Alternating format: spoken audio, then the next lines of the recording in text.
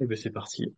Donc, bonjour à toutes, bonjour à tous. Donc, je m'appelle Benjamin Office, je suis chargé de projet à la coordination régionale des addictions Nouvelle-Aquitaine, antenne de Limoges. Je m'occupe du programme LAST que je vais présenter dans les prochaines minutes et je m'occupe également aussi du déploiement du mois sans tabac sur l'ex-territoire limousin, à savoir la Creuse, la Corrèze et la Haute-Vienne.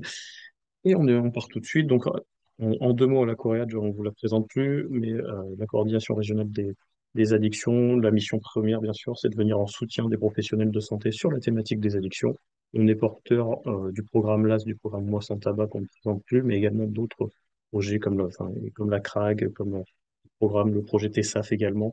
Je vous laisse, si vous avez la curiosité, aller sur notre site web www.coread.com. Et on va rentrer directement dans le vif du sujet, parce que 20 minutes, ça passe vite. Euh, Ce programme-là, donc lieu d'accompagnement à la santé sans tabac, il vient d'un constat, c'est que vous le savez très bien, c'est que la plupart des consommateurs de tabac font des tentatives d'arrêt très souvent seuls et ne mobilisent pas, aussi souvent qu'ils le pourraient, les aides existantes, que ce soit en termes de substituts nicotiniques ou en termes d'accompagnement de professionnels aussi disponibles et formés pour réaliser cet accompagnement. Euh, En gros, on va tirer des grands raccourcis, mais il y a une part de vérité là-dedans. On a des grandes catégories de consommateurs de tabac en France. On a plutôt un public jeune qui va être dans le 15-25 ans. De toute façon, moi, j'arrête quand je veux. Un public un petit peu plus intermédiaire qui va faire des tentatives d'arrêt, mais sans forcément mobiliser toutes les existantes et les accompagnements existants. C'est-à-dire, tiens, j'ai mon copain qui a essayé ça, je vais essayer pour voir. Voilà, c'est très souvent ce qu'on peut entendre. Et le constat également qu'on pouvait dresser, hein, qui fait un petit peu le lit de la genèse de ce programme, c'est que les personnes pardon, qui consultent des professionnels de santé pour aborder cette question du tabac ou qui sont en rendez-vous spécialisés, mais très souvent on est sur des profils un petit peu plus âgés qui ont déjà des conséquences cliniques ou morbides de leur consommation de tabac. Donc l'idée, c'est que vous le savez, il va y avoir des fenêtres de tir dans la vie d'un fumeur, et c'est d'avoir le plus de professionnels sensibilisés, formés et se sentant à l'aise avec cette question de l'accompagnement et de la prescription sur ces fenêtres de tir. Il peut y avoir des fenêtres de tir, je sais pas, moi, pour un jeune de 20-25 ans, ça peut être la question budgétaire. Ça peut être aussi un projet d'une jeune femme ou d'un jeune homme sur un projet maternité-paternité. Vous savez qu'il y a une fenêtre de tir.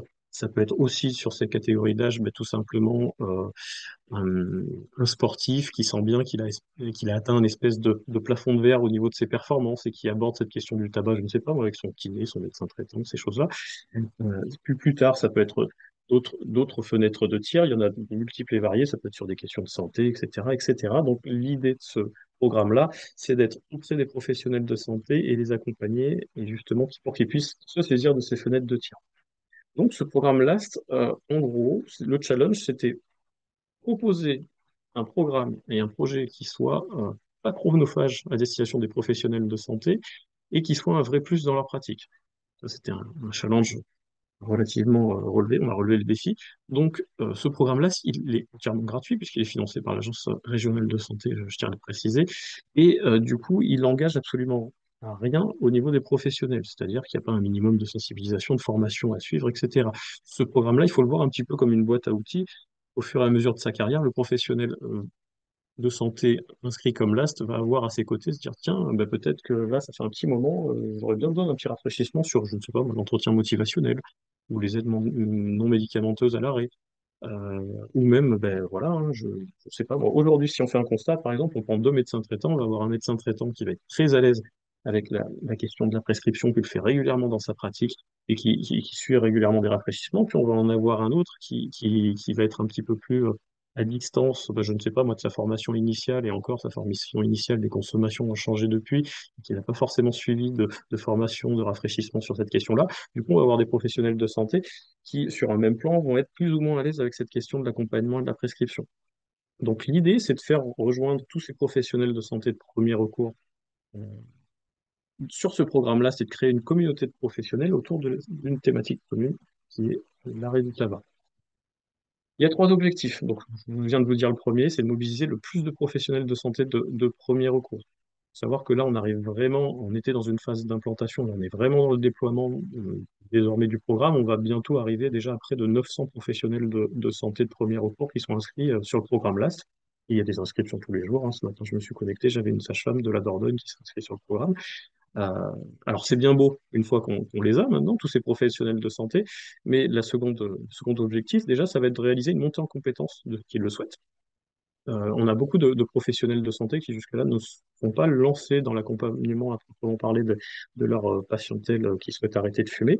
Encore la semaine dernière, fin de semaine dernière, j'ai été rencontrer une infirmière de prévention d'une entreprise bréviste qui me disait oui, non, mais à chaque fois, je ne sais pas, ouais, jusqu'à présent, je l'ai jamais fait, j'aimerais bien le faire, ça ferait une corde de plus à mon arc, donc ça m'intéresse énormément. Et puis ça m'éviterait peut-être de réorienter des suivis qui ne nécessitent pas forcément une réorientation que moi je pourrais prendre et accompagner. Et en plus, je suis dans la quotidienneté, dans la proximité, 7 jours sur 7 dans l'entreprise.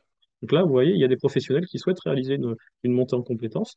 Et puis il y a aussi, en dehors de la montée en compétences, il y a aussi la question d'harmoniser les discours euh, autour des recommandations. Euh, Encore aujourd'hui, on a des petites choses qui sont pas très harmonisées, notamment sur le fait de fumer par-dessus un patch ou encore sur les pictogrammes qu'on peut retrouver sur les patchs chez femmes enceintes, toutes ces choses-là, qui du coup peuvent un petit peu mettre en difficulté et le professionnel et aussi les patients indirectement. Puis il fallait aussi agir sur quelque chose qui est très important, favoriser la demande d'aide du fumeur. C'est quelque chose qui est ressorti au niveau des études, c'est-à-dire qu'on a beaucoup de professionnels qui nous disent mais moi je me sens compétent, je suis prêt à accompagner sur cette question de la prescription, de l'accompagnement à l'arrêt du tabac, sauf que je ne suis pas identifié comme professionnel de santé qui peut réaliser cet accompagnement. Euh, alors autant un médecin traitant, une sage-femme qui aborde régulièrement avec la contraception, les projets de naissance, tout ça, abordent la question du tabac et sont identifiés très souvent sur cette thématique tabac. Autant, je ne sais pas, moi, mais une infirmière de prévention, une infirmière du travail qui est dans une entreprise 5 jours sur 7, ou je ne sais pas, un kiné, n'est pas forcément identifié comme une personne auprès de qui on peut au moins avoir un premier échange, ou encore un chirurgien dentiste, sur ces questions-là.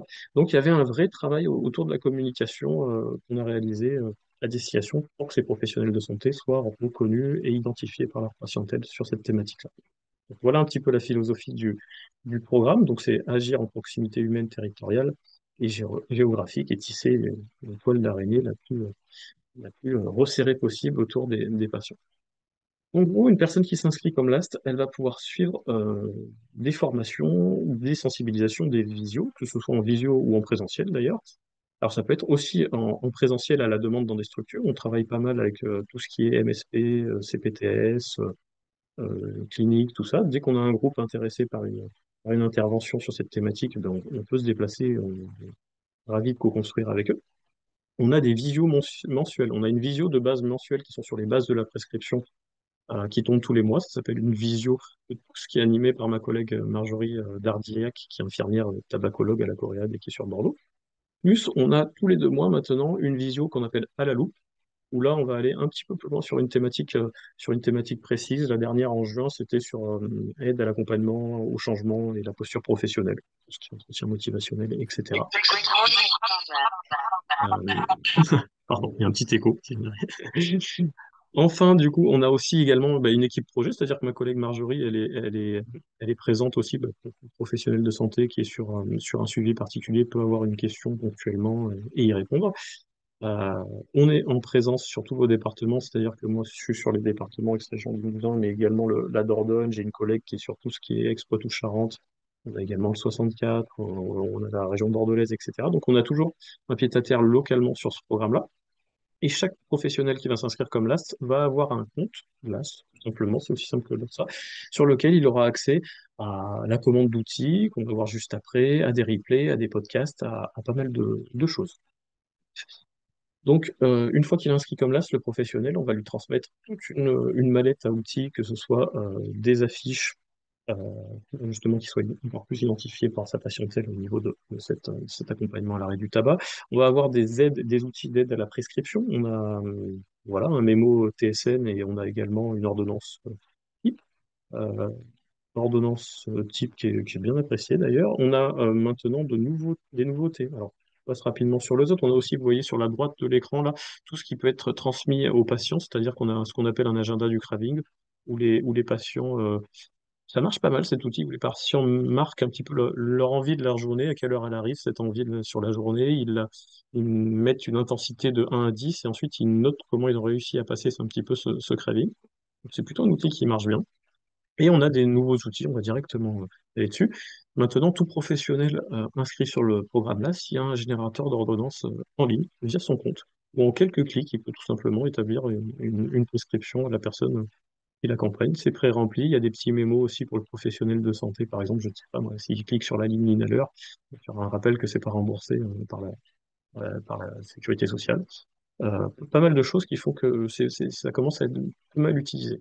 On a également des nouvelles affiches qui sont un petit peu dans une démarche d'adaptabilité, enfin de proximité avec chaque typologie de professionnel. Nous, on les a appelées des affiches définition.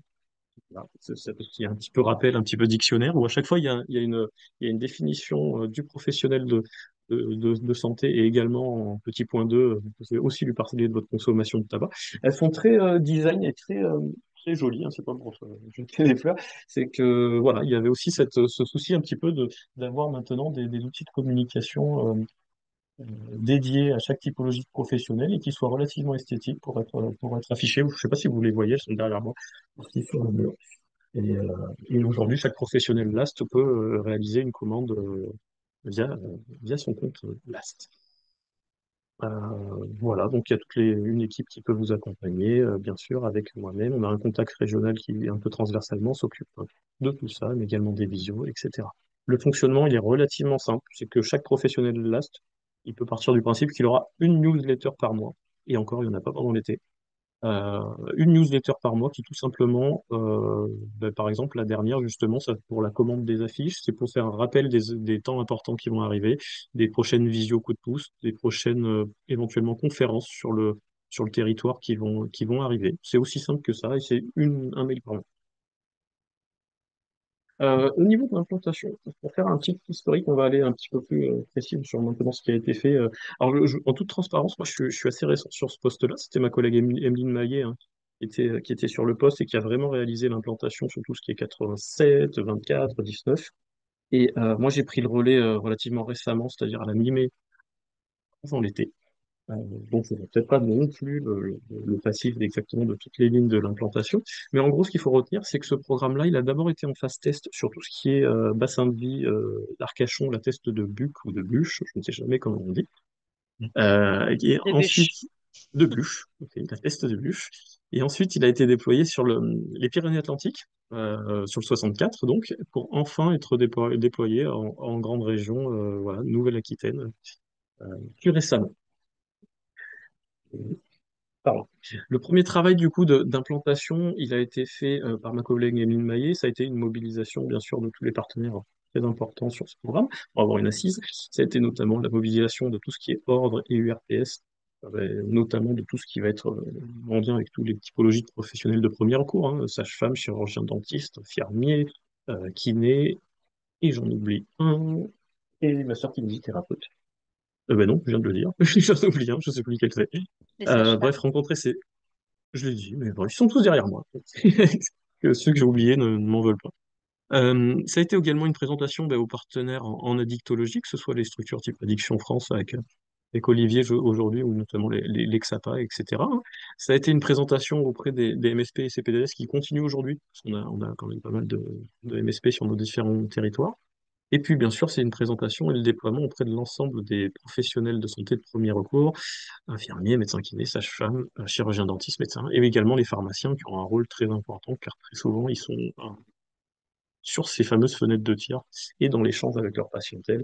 Ils sont très intéressés par le programme-là. On a également beaucoup de pharmaciens qui sont inscrits sur le programme-là. Mais on a également des diététiciennes, on a également des psychologues qui, eux aussi, ont un rôle à jouer et qui sont curieux un petit peu de tout ça. Je vais vous faire juste un petit rapide tour de ce qui a été fait depuis que j'ai pris le poste au niveau du déploiement local sur le programme LAST. Donc il y a eu une sensibilisation qui a été réalisée à destination des infirmiers libéraux de Haute-Vienne en partenariat avec l'Ordre des libéraux et la caisse primaire de Haute-Vienne. Cette intervention elle a été réalisée, alors c'était en visio, cette intervention par Marjorie, du coup, notre collègue infirmière tabacologue. En toute transparence, ce format n'a pas forcément marché. Donc du coup, ça nous re-questionne sur le format un petit peu visio, qui est un petit peu plus dur à mettre en énergie et un petit peu plus compliqué. Et on sait que les professionnels libéraux, c'est aussi compliqué de les toucher. On a également eu en juin une sensibilisation à destination des sages-femmes de la Dordogne. Donc ça a été une intervention qui a été réalisée par Isabelle Vidal, qui est une sage-femme de l'équipe de liaison et de soins en addictologie de Périgueux. Euh, et ça a été un partenariat donc, avec l'ordre des sages-femmes de la Dordogne. Donc ça a été une très belle soirée où on a quand même eu une bonne, pas loin d'une trentaine de sages-femmes donc, du coup, qui ont été sensibilisées justement sur revenir sur les bases de la prescription, sur les cas concrets, un petit peu les nouvelles consommations aussi. Et voilà. On a eu récemment aussi, là c'est vraiment la semaine dernière, une formation Calliope. Alors là, ce qui est une formation d'une journée très complète sur à destination des infirmiers azalées de la Dordogne. Alors il n'y avait pas que des infirmières azalées de la Dordogne, il y avait également des médecins de la maison de santé pluridisciplinaire de l'Alinde en Dordogne qui allaient avoir une infirmière azalée dans leur MSP prochainement et qui ont souhaité se joindre au groupe. Donc ça a été une intervention réalisée par Marjorie là aussi, en partenariat avec Azalée, et également la MSP de Grace qui était le lieu de déroulement de la formation. Donc là, on est sur un format complet, vraiment, où on prend le temps d'aller sur des cas concrets, des mises en situation, les bases de la prescription, les cas particuliers, les nouvelles consommations, les CDN, les nouveaux produits qui arrivent avec les Mycopods, les Mycopops, etc., etc., etc. Donc maintenant, les formations à venir, ça m'a un peu décalé de la présentation. On a une sensibilisation à destination des chirurgiens dentistes de Corrèze, Dordogne et Haute-Vienne dans le cadre d'une journée rencontre dentaire dermatologie buccale et tabagisme. Ça sera une sensibilisation qui va être animée par le docteur Anivel Ramos, médecin addictologue sur le CH de Périgueux également, mais je suis pas sur Vauclair également. Donc qui se tiendra le 12 octobre. C'est un partenariat avec Madame Fortin et l'URPS, chirurgien dentiste de Nouvelle-Aquitaine. Et ça sera sur Périgueux, là aussi le lieu de déroulement de la formation. On a également pas mal de choses qui arrivent en termes de sensibilisation formation d'ici la fin de l'année. On a également une sensibilisation sur alors là qui sera vraiment orientée sur les cas cliniques en tabacologie. euh, et de ces cas cliniques, on va voir bien sûr les recommandations, quel accompagnement proposer, etc. Ça sera une sensibilisation réalisée par le docteur Nussbaum, qui est le médecin-chef du service d'addicto du CH de Brive. Je crois que ce sera en binôme également avec une infirmière de son service. C'est une sensibilisation à destination de tous les professionnels de santé du bassin de Brive, la Gaillarde et de Corrèze plus généralement. 2 jours plus tard, on aura également une sensibilisation comment accompagner vos patients fumeurs de tabac à destination des professionnels de santé du bassin de Saint-Thierry-la-Perche. Donc, on a déjà des inscrits on a 4 professionnels ou 5 de la maison de santé pluridisciplinaire de Saint-Thierry-la-Perche. On a également des professionnels de santé du centre de l'obésité de Saint-Thierry-la-Perche. Il y aura certainement peut-être l'infirmière scolaire, des pharmaciens. Donc, un groupe relativement éclectique, pluriprofessionnel, intéressant. Et ça sera une sensibilisation qui sera réalisée donc par Catherine Chevalier, qui est une médecin psychiatre addictologue responsable du XAPA Bio de Limoges. Vous voyez, on a pas mal de choses qui arrivent quand même sur cette fin d'année qui va être bien chargée en plus du mois sans tabac, je pense que je ne vais pas oublier. On a également une sensibilisation sur comment accompagner les fumeurs de tabac à destination de toutes les infirmières azalées il y aura toutes les infirmières azalées de Corrèze, de Creuse et de Haute-Vienne. Ça sera une sensibilisation qui sera réalisée par Isabelle Chevalier, qui est infirmière azalée tabacologue et également qui travaille pour Addiction France Corrèze à Brive. Et ça sera le 24 octobre. Et enfin, on a une dernière sensibilisation à ce jour qui est prévue. C'est une sensibilisation sur comment accompagner les patients fumeurs de tabac. Alors c'est le même titre, mais à chaque fois, il y a une adaptabilité en fonction des demandes que peuvent nous faire remonter les futurs participants. La destination des professionnels uniquement de santé et de médecine préventive du travail. Euh, on a déjà, le groupe est déjà complet. En fait, on a déjà 15 personnes d'inscrits. C'est pour le 8 décembre. Ça sera animé par Marjorie sur une demi-journée et ça sera dans nos locaux de la Coréade à Lille. J'ai mis Limoges, mais c'est à Lille. Voilà. Donc voilà où on en est aujourd'hui. Donc si ce programme-là, c'est la première fois que vous en entendez parler, donc voilà ce qu'il faut garder en tête. Moi, ce que je dis en résumé, c'est que ça ne peut être qu'un plus aux côtés du professionnel de santé. Si à un moment il ressent le besoin d'avoir la flexibilité de suivre des petites sensibilisations, formations, d'avoir des outils aussi gratuitement. Tout ce qu'on propose, c'est entièrement gratuit. Et si jamais vous êtes intéressé ou même communiquer autour de ce programme-là dans vos structures, n'hésitez surtout pas. Donc, l'idée, donc, c'est de vous présenter le projet pour lesquels nous avons été financés dans le cadre du Fonds de lutte contre les addictions par l'Agence régionale de santé. Donc, j'ai souhaité au départ. Alors déjà, je prie d'excuser ma collègue Madame Aliousi, donc qui est infirmière addictologue au sein de l'association Addiction France, qui ne pouvait pas être présente aujourd'hui. Voilà, donc je tenais à l'excuser officiellement. Donc je vais avoir la lourde tâche de ne plus la seconder, mais de la remplacer, ce qui est toujours un peu compliqué. Donc pour vous expliquer au départ, je souhaitais revenir un peu sur le contexte de création du dispositif. Donc pas de surprise, nous sommes tous au courant que nous avons eu une pandémie mondiale il y a désormais 3 ans. Et effectivement, je pense que pour la plupart des personnes présentes et les acteurs de terrain, on a vu des changements assez fondamentaux, que ce soit dans les comportements, dans les attitudes des personnes que l'on peut être amené à accompagner, mais ça a été aussi le cas pour les structures qui ont été amenées à accompagner ces personnes-là. Donc la première chose, et tous les acteurs de terrain en addictologie pourront en témoigner, c'est les restrictions d'accès au matériel de réduction des risques. Donc, si vous voulez, nous, traditionnellement, sur le bassin de Limoges, nous n'avons pas vocation à faire de la distribution de matériel, de la réduction des risques, oui, mais de la distribution de matériel, non, puisqu'on a le CARUD qui est très efficient et très efficace sur le territoire, le CARUD de aide. Sauf qu'au moment de la Covid, on s'est retrouvé dans une situation, on a commencé à avoir des demandes, donc il a fallu qu'on s'adapte par rapport déjà à cette problématique de matériel. Dans un second temps, on a eu d'autres difficultés puisque les services hospitaliers ont été complètement submergés, comme on l'a su. Donc, il y a eu vraiment des réorganisations. Et de l'impression que l'on en a eu, nous, de l'extérieur, il y a eu aussi voilà, certaines parties de l'activité qui ont été délaissées au profit de la gestion de la Covid. On a aussi assisté à une fragilisation de la santé mentale. Addiction France a fait partie d'un collectif d'associations et de centres hospitaliers qui ont alerté le ministère de la Santé de l'époque en 2021 en indiquant qu'il y avait une véritable inquiétude sur une potentielle vague de santé mentale. Et enfin, la précarisation de la population. Comme on le sait tous, beaucoup de gens ont perdu leur emploi, des pans entiers de l'économie ont été modifiés et ça a été très compliqué pour certaines personnes accompagnées de retrouver un travail et surtout de retrouver une aisance financière. Voilà, donc ça c'était un peu le contexte. Et donc ce qui nous a emmené donc à avoir pardonnez-moi, des besoins accrus de la part des usagers, des professionnels. Et donc nous on s'est retrouvé dans une situation où on a été sollicité pour œuvrer en réduction des risques et des dommages, mais de manière beaucoup plus importante et d'une manière différente de la réduction des risques que l'on pouvait pratiquer auparavant, qui était essentiellement centrée sur l'alcool, le tabac et le cannabis. Alors, on faisait un petit peu de réduction des risques, notamment pour les consommateurs de cocaïne, de crack, etc.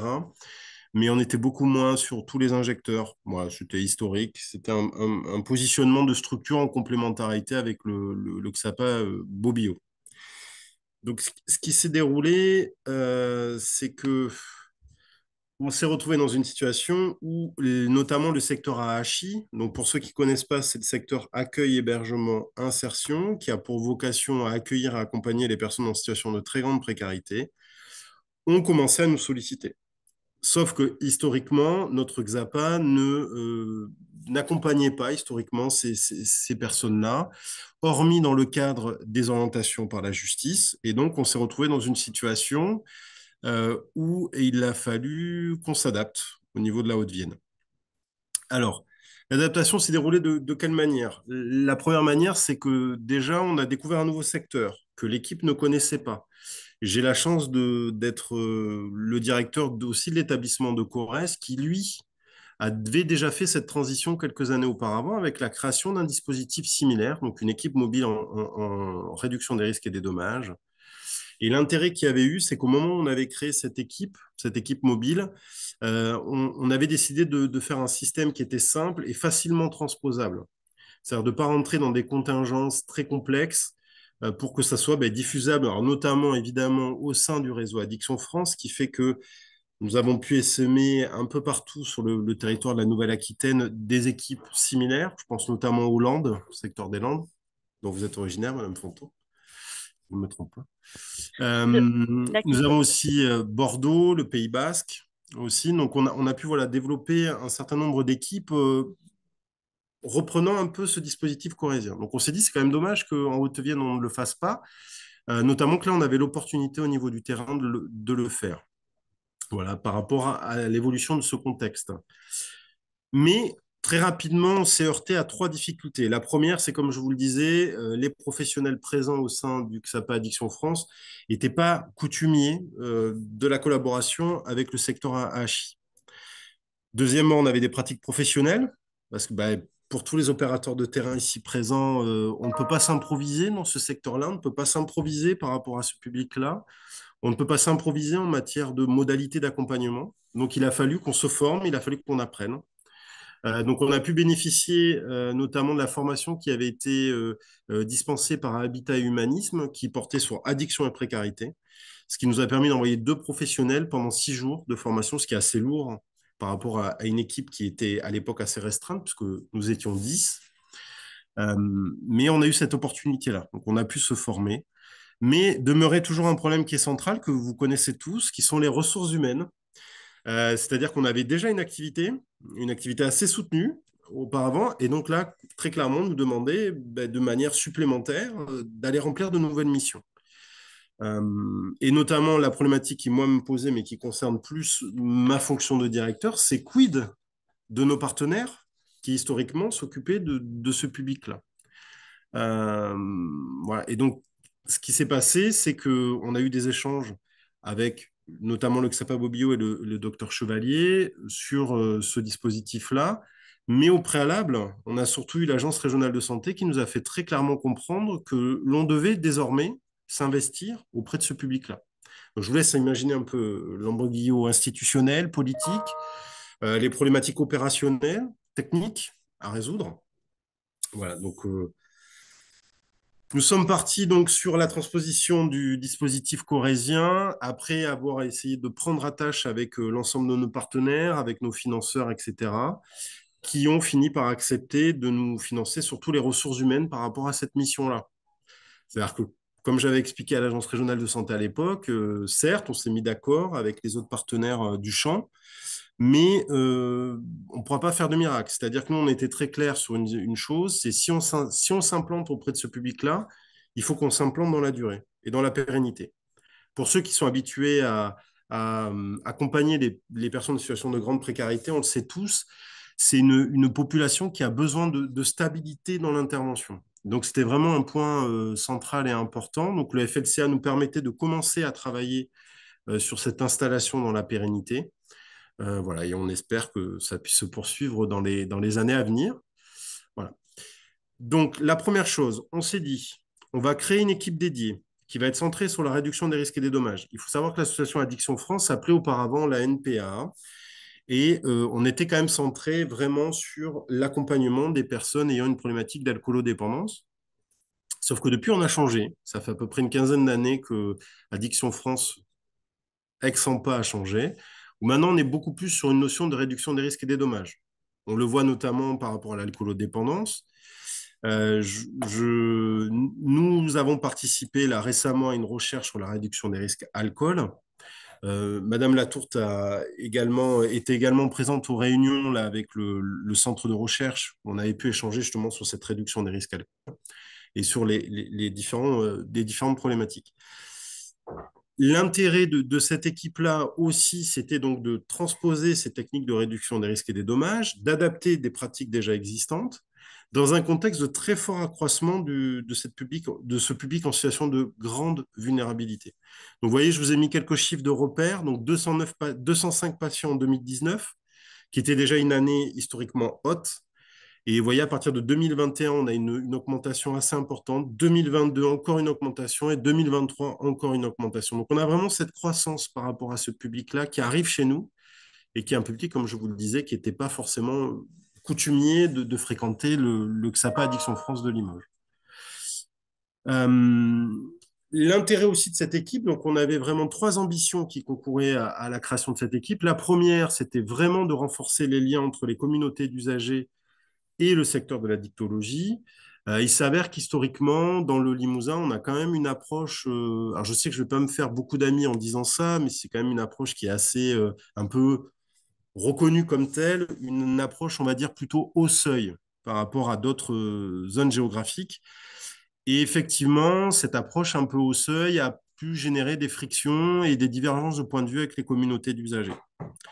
Donc l'objectif de cette équipe était d'arrêter, d'avoir un peu cette dichotomie entre d'un côté le secteur de la dictologie et le patient doit en gros faire déjà un premier parcours pour aller vers le service d'addictologie. Donc l'idée était de dire ben non, désormais c'est le service d'addictologie qui va aller directement auprès des communautés d'usagers, qui va apprendre à adapter son activité, sa manière de procéder par rapport aux demandes, évidemment, des communautés d'usagers, mais également par rapport à leurs besoins.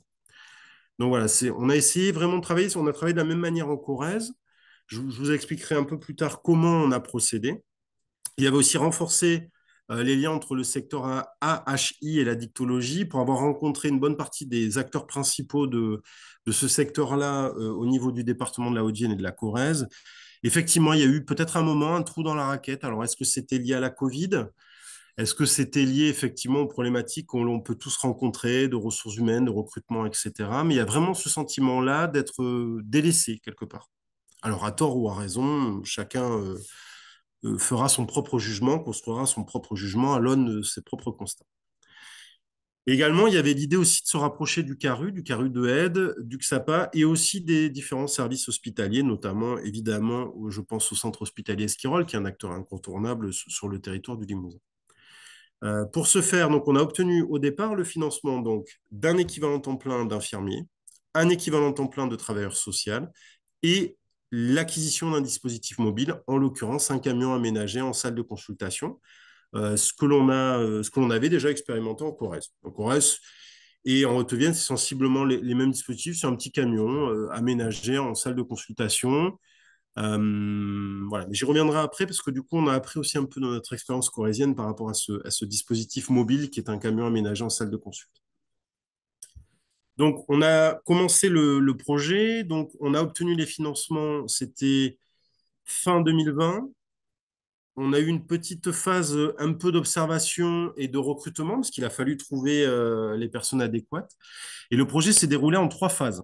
Première phase, on a déjà pris la décision de rencontrer tous les partenaires du secteur avec un discours qui était très très simple, qui était en gros, nous n'y connaissons rien. Nous savons, comme le disait, je crois que c'était Aristote qui le disait, nous savons que nous savons rien. Donc, on est parti de ce principe-là. Avec dans l'idée, dans une deuxième phase, de proposer aux structures que l'on puisse non pas intervenir, mais qu'on puisse venir observer les modes de fonctionnement, qu'on puisse commencer à se familiariser avec les communautés d'usagers, avec leur manière de fonctionner, leurs codes, leurs coutumes, leurs usages, etc. Et ensuite, la troisième phase devait être donc une phase d'intervention avec au départ une structuration de l'organisation de l'intervention et ensuite, in fine, une stabilisation de cette organisation. Et donc, vous voyez, on a pu vraiment mettre en place ces différentes phases. Donc, une phase vraiment de partenariat, 4 mois et demi, où on est vraiment allé rencontrer tous les acteurs les plus connus, les incontournables, les moins incontournables, les relais des communautés d'usagers. Ça a été le plus long, le plus difficile, parce qu'évidemment, vous arrivez en tant que centre d'addicto, je vous garantis que les communautés d'usagers se disent, bon, c'est quoi l'objectif? Vous venez faire quoi? Vous venez récupérer des financements, vous venez nous utiliser, vous venez essayer de trouver un sens à votre action. C'est quoi l'objectif? Donc on a eu tout un travail d'explication, toujours avec cette idée-là, en disant, ben voilà, nous on nous a demandé, on nous a donné cette mission, nous devons réussir cette mission, nous devons y arriver dans votre intérêt. Donc soit on travaille comme d'habitude, on plaque un dispositif et de facto, il y a de fortes chances que vous ne l'utilisiez pas parce qu'il ne correspondra pas à vos besoins, ou on le construit ensemble. Et ça, c'est un peu l'opportunité que nous a laissé l'Agence régionale de santé. Elle nous a dit, on vous fait confiance. Et donc, on leur a expliqué cette méthodologie d'intervention en disant, bon, mais voilà, on a déposé ce projet-là, mais je ne peux pas vous garantir que dans 6 mois, ce sera exactement le même. Avec dans l'idée en leur disant, nous, ce qu'on peut vous garantir, c'est que le travail qu'on va effectuer, il va être fondé sur la cohérence, la pertinence et l'efficience. Donc, même si ça change, alors évidemment, on a fait des allers-retours avec l'Agence régionale de santé pour valider quand même les changements, mais on a eu quand même cette chance-là d'avoir cette porte ouverte. Et donc, au final, voilà un peu le bilan. depuis le 1er janvier 2022. Donc, on a désormais 6 permanences régulières. Alors, je parle de permanence, je ne parle pas de consultation avancée, parce qu'il faut savoir, tous les acteurs qui interviennent auprès de ce public le savent, c'est un public qu'il faut apprendre à appréhender. Il faut accepter d'avoir des temps informels, c'est-à-dire des moments où les professionnels sont présents, mais n'ont pas l'étiquette Addiction France, sont pas l'IDE, mais sont la personne référente que les personnes peuvent voir toutes les semaines, qui peuvent interpeller de manière formelle, de manière informelle, etc. Donc vraiment, on est vraiment sur cette idée de permanence, c'est-à-dire qu'on est ouvert, on est présent sur les lieux. Je pense notamment au CARUD, je pense au CHRS, je pense à l'épicerie sociale et solidaire, je pense à l'association Terre en Partage, etc. On est présent, on est disponible pour faire des consultations, mais voilà, on n'est pas dans une optique, pour le coup, de faire vraiment de l'activité si l'usager ne souhaite pas. Donc c'est un luxe, je ne vous cacherai pas, c'est un luxe. On a été intégré dans 2 maraudes mensuelles qui sont gérées par des associations tierces et avec un partenariat qui est devenu très fort, très important avec l'association Estia, également avec l'association ARSL. Avec la ARSL, on a vraiment pu, ces 2 partenariats ont été centraux parce qu'ils nous ont vraiment aiguillés sur les relais, sur les ressources, sur comment on pouvait intervenir. On a dès lors été intégré à partir du moment où, en gros, je vais être un petit peu, pas forcément, je ne sais pas si je serai très politiquement correct, mais on a été quelque part coopté par ces 2 associations-là, notamment auprès des autres acteurs. Donc, je pense à l'équipe mobile psychiatrie précarité avec lesquels on entretient d'excellents rapports, qui appartient au centre hospitalier Esquirol, qui ne nous connaissaient pas. Alors, on avait un petit avantage, je ne vous cacherai pas, il y a beaucoup d'anciens du Xapa Bobio qui sont partis dans cette équipe-là. Donc, notre connaissance mutuelle a été et reconnaissance mutuelle a été très très rapide quand même, je ne vous cacherai pas. Donc au final, on a pu rencontrer 191 patients. Si on revient sur la slide précédente, vous allez me dire, mais c'est étonnant, vous n'avez pas quand même, il y a quand même des patients que vous n'avez pas rencontrés dans ce dispositif-là. Oui, tout à fait. On a des patients qui ont aussi été rencontrés de manière, on va dire, un peu plus de droit commun. Alors je ne vous cacherai pas, 90% de cette patientèle pas rencontrée dans le cadre de ces dispositifs-là, c'est des obligations de soins, très clairement. Donc, c'est des gens qu'on aurait vus quelque part, quoi qu'il arrive, on les aurait vus, mais pas forcément dans le cadre de ce dispositif-là, où là, on est vraiment fondé sur une démarche volontaire et une adhésion, beaucoup plus que sur une obligation de soins. Donc, on a essentiellement des consultations infirmières. Vous allez me dire, oui, mais vous aviez eu le financement d'un travailleur social. Alors, j'y reviendrai après parce que ça n'a pas été si simple que ça, le travailleur social. Et donc, effectivement, on a rencontré 100% de publics précaires, dont 26% de grands précaires. Alors, pourquoi je parle de public précaire et de public grand précaire? C'est que nous, notre aiguillon, c'est le score EPIS. Le score EPIS c'est un score, donc c'est un questionnaire de passation qu'on ne fait pas en hétéro-passation, mais qu'on reprend à la fin des entretiens et de l'accompagnement, qui nous permet de mesurer en fait la vulnérabilité socio-économique de la personne et qui nous permet à partir de là, selon le score, de déclarer que la personne est précaire ou grand précaire. Techniquement, c'est un score au-delà de mémoire, c'est un score au-dessus de 60. C'est-à-dire que plus vous approchez de 100, plus vous êtes dans la précarité, pour faire très simple, ou dans la vulnérabilité. Et quand vous arrivez au-delà de 90, vous êtes considéré dans les grands précaires. Donc là, je vous ai fait un peu un bilan un peu quantitatif, mais je pense que ce qui intéresse surtout les personnes présentes, j'imagine, peut-être que je me fais une projection erronée, c'est le bilan qualitatif. Alors, on va plutôt commencer par les points négatifs. Vous voyez, j'avais une point d'optimisme un point d'optimisme en préparant ce PowerPoint, puisque j'avais commencé sur les points positifs. Donc, sur les points négatifs, déjà, ça a été le recrutement d'un travailleur social adapté a été difficile pour une raison simple. C'est qu'il y a déjà beaucoup de partenaires qui ont des travailleurs sociaux. Et donc, la question s'est très rapidement posée, ben, c'est quoi la mission du travailleur social, en fait, de ce dispositif-là? Est-ce qu'il vient pallier aux difficultés que peuvent rencontrer les travailleurs sociaux des structures? Est-ce qu'il vient faire le travail des travailleurs sociaux? Et puis surtout, nous, ce qu'on s'est dit, est-ce qu'il y a vraiment une utilité? Parce que très sincèrement, tous les partenaires qu'on a rencontrés dans la HAI, dans ce secteur-là, accueil, hébergement, insertion, sont vraiment des équipes très, comment dire, très impliquées, très investies et qui fournissent un travail vraiment au quotidien qui est remarquable. Et donc, on s'est dit, on va plutôt essayer de réfléchir à un fonctionnement différent, c'est-à-dire qu'on va leur apporter une plus-value avec cette fonction infirmière qu'ils n'ont pas forcément au sein de leurs équipes. Ensuite, vous verrez, il y a la coordination entre les acteurs qui a été difficile. Alors, je tiens à préciser, ce n'est pas entre les acteurs du sanitaire et du médico-social, donc le MPP et nous notamment, c'est plus entre les acteurs de la HAI.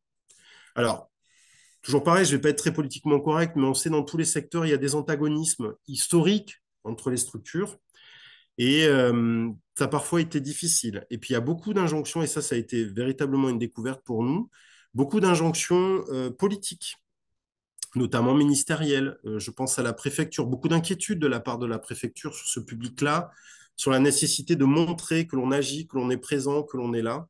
Et parfois, à mon sens, parfois c'est compliqué entre nous, notre activité, notre éthique, nos besoins et les besoins politiques. Voilà, je ne le cacherai pas, je n'ai pas tendance à faire de la langue de bois, donc ça a été parfois un peu compliqué, pour tout vous dire. Autre point négatif, mais qui peut être aussi un point positif, c'est qu'on a été surpris par les sollicitations. C'est-à-dire qu'on en a eu beaucoup plus que ce qu'on imaginait, puisque nous, à la base, on était venu compléter le dispositif qui était déjà mis en œuvre notamment par le XAPA Bobio, et on s'est aperçu qu'en fait, on comprenait mieux cette notion que le XAPA était débordé déjà, et nous, on arrivait en supplément, et ça a été très compliqué parce qu'on s'est retrouvés nous-mêmes débordés. Donc en fait, on s'est rendu compte que ce n'était pas juste un tout petit besoin qu'on avait perçu suite à la Covid, c'est qu'il y a un besoin qui s'accroît et qui s'accroît d'année en année. Et également, on s'est aperçu qu'on avait du coup, dans cette droite ligne, un besoin de temps d'expertise supplémentaire. Donc au niveau, on a eu quand même des points positifs, et ça on peut le noter. Premier point positif, c'est que la méthodologie que l'on a employée d'aller vers, c'est-à-dire d'abord d'observer, d'abord d'être présent auprès des communautés d'usagers, s'est avérée efficiente. Parce qu'on a trouvé des modalités qui respectent à la fois on va dire, nos obligations légales, nos obligations techniques, qui respectent on va dire, les paradigmes et les doctrines qui sont les plus avancées, les plus, on va dire, actuelles en addictologie, tout en respectant aussi les demandes, j'insiste, des communautés d'usagers, mais également leurs besoins. Euh, on s'est aperçu que du coup, on a eu une visibilité, une accessibilité aux soins spécialisés qui a été accrue auprès des communautés d'usagers parce qu'ils ont progressivement, je pense conjointement, toutes les structures, on a pu participer comment dire, à démystifier la dictologie. C'est-à-dire en la rendant très pragmatique, très simple, en répondant à des besoins immédiats, avec toujours dans cette idée d'aller sur des besoins et des demandes, on va dire, à moyen ou long terme. Donc, ça s'est passé de manière très simple, c'est que nous, on a baissé aussi nos ambitions, nos exigences en la matière. C'est-à-dire que, bah, comme tout travailleur social, infirmier, médecin, psychiatre, on a toujours envie un petit peu d'aller plus loin. Et en fait, on s'est dit, on va rester sur du pragmatique de base. Et après, on va accompagner le patient et on va prendre le temps. Autre point positif, on a pu créer un nouveau réseau partenarial vraiment avec des compétences très particulières qui sont assez éloignées finalement de la dictologie et qui nous ont permis, même dans les accompagnements plus larges, de pouvoir bénéficier de ces compétences et de ces ressources. Et enfin, on a eu vraiment une grosse évolution des pratiques professionnelles au sein de notre équipe. C'est-à-dire on est passé vraiment en 2017-2018 d'un XAPA que l'on disait très spécialisé à un XAPA généraliste au sens premier du terme, c'est-à-dire un XAPA généraliste. Voilà, et je pense... Donc les perspectives. Maintenant qu'on a réussi à stabiliser le dispositif, on sait à peu près où on en est, on sait à peu près où on veut aller, en accord toujours, j'insiste vraiment là-dessus avec les communautés d'usagers. Donc on a eu l'opportunité de recruter, de former un médiateur santé pair qui va être un peu, alors qui ne vient pas remplacer le travailleur social, mais qui vient changer la dimension sociale de cette équipe mobile pour la ramener vers quelque chose de beaucoup plus cohérent et de beaucoup plus logique à notre sens, qui est effectivement la possibilité de bénéficier d'un médiateur santé pair qui va pouvoir justement être dans ce rôle et notamment on pense aux permanences avec les autres professionnels, de continuer à démystifier en fait la dictologie et de la rendre peut-être moins invasive, moins angoissante pour les personnes qui souhaitent en bénéficier. On a été contraint, et on remercie l'Agence régionale de santé de son soutien, on a été contraint de recruter une seconde infirmière parce qu'on ne tenait plus, parce qu'on est censé avoir un dispositif départemental et techniquement, on n'en est encore qu'à répondre aux besoins de l'agglomération de Limoges. Donc là, on devrait pouvoir s'étendre sur le département. On a eu le même processus en Corrèze, mais d'une manière peut-être moins flagrante et moins rapide qu'en Haute-Vienne. On a aussi dû, bah, du coup, avoir un temps médical supplémentaire que l'on a pu obtenir et on a pu trouver une personne qui a pu ben, voilà, prendre ce temps médical supplémentaire parce que l'idée était à la fois d'avoir une coordination médicale sur ce projet-là, mais aussi on s'est aperçu que ben, justement les communautés d'usagers nous disaient mais nous on a un besoin de temps médical de psychiatre, mais d'une manière différente que la pratique qu'on peut avoir dans certains services hospitaliers. Voilà. Ce n'était pas une critique par rapport aux services hospitaliers. Moi, je me fais juste le porte-parole des communautés d'usagers qu'on a pu rencontrer. Donc l'idée, alors pourquoi je vous dis ça, c'est-à-dire d'avoir un temps médical, on va dire, vraiment très adaptable, très flexible, dans le sens où ben, ça peut être en téléconsultation, ça peut être en visio, ça peut être par téléphone, ça peut être des relais. Mais ce qui était central surtout, c'est qu'ils puissent arriver à voir le médecin quand ils le désiraient, le plus rapidement possible et le plus facilement possible. Nous avons donc Madame Adiousfi qui devait être présente aujourd'hui, va entamer une formation donc en alternance IPA au sein de l'Université de Limoges. Si je ne me trompe pas, nous avons la joie d'avoir aujourd'hui eu Madame Pouille, qui est donc, si je ne me trompe pas, Madame Pouille, vous m'arrêtez, qui elle aussi est infirmière en pratique avancée au sein du XAPA Bobio. Et donc l'idée de... Je me trompe? Non, non, c'est ça, je suis C'est IPA. ça. Voilà. Et donc, si vous voulez, l'idée, c'est, on s'est aperçu que par rapport à ce public-là, comme dans la mesure où on a aussi des réalités terrain, c'est-à-dire qu'on a un temps médical qui ne peut pas forcément se déplacer, l'idée, c'est d'avoir un relais avec justement ce temps médical donc, qui est tenu par un médecin psychiatre addictologue qui va nous permettre de faire en fait la coordination de la pratique avancée. Donc voilà, pour nous, ça nous apparaît assez cohérent. Donc on espère que dans 2 ans, Madame El Yousfi aura son nouveau statut. Et effectivement, on a eu des demandes et on a souhaité aussi former les équipes des structures tiers, c'est-à-dire les équipes de CHRS essentiellement. Voilà, pour leur apporter aussi des réponses et pour leur dire que la dictologie, c'est pas que l'affaire des services spécialisés en addictologie, c'est l'affaire de tous les acteurs qui gravitent autour de ces personnes accompagnées. Vous voyez, on est vraiment axé sur 2 volets, le volet professionnel et le volet aussi usager avec le potentiel recrutement et la formation de ce médiateur santé père. Alors, je dis potentiel parce que pour l'instant, on a très peu de candidatures. Donc, si vous avez des candidats, on est preneur, on cherche désespérément, surtout que c'est un poste qui est pérenne, c'est-à-dire c'est un CDI avec financement de cette formation de médiateur santé père. On est toujours à la recherche du médiateur rare, de la perle rare en médiation santé père, mais effectivement, pour l'instant, on a eu très très peu de candidats et des personnes qui n'étaient pas, à notre sens, dans un état compatible avec les missions qu'on souhaite leur confier.